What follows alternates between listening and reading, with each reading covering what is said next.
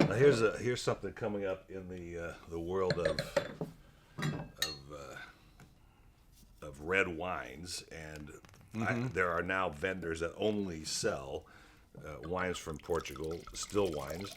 And I heard somebody tell me that the port sales are flat or not doing so well, so these wineries have turned to still wines. I don't know if that's true or not, because it seems to me that they've been making still wine for a long time. They have been. They've been making great still wine. Well, they're all still because port's not sparkling, but it's not.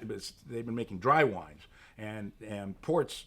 I think are spectacular. I love port, but when I first had my very first wine made out of a port varietals, which is what this is, particularly Tinta Touriga Nacional, which is their primary grape, the wine is out of this world, as this wine is.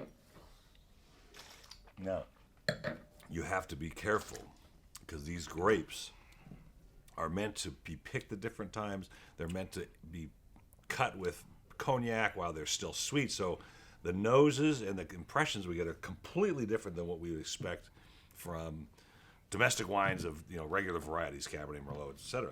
So there's a total departure. So you get a wonderful, sort of old school nose to it, old world nose. And there is a similarity in all of these wines. It's kind of an earthiness, a denseness, a slightly black licorice. But they're very, very unique. I mean, you taste it and you go, when you're trying to guess a wine, as relating to Paul's discussion earlier, the first thing you try to do is figure out what it isn't, all right? And then you're usually wrong.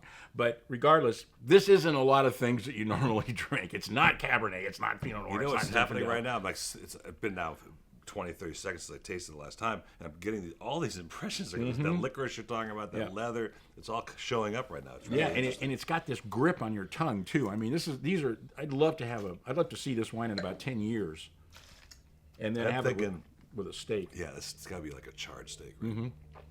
Now we went to a place called Arthur J's in Manhattan Beach. Have you been there yet? No, I've heard it's pretty amazing, pretty expensive too. No, it's not too bad compared to some of the other places, but it's the char on the steak I had, this New York, right on the surface, was like right on.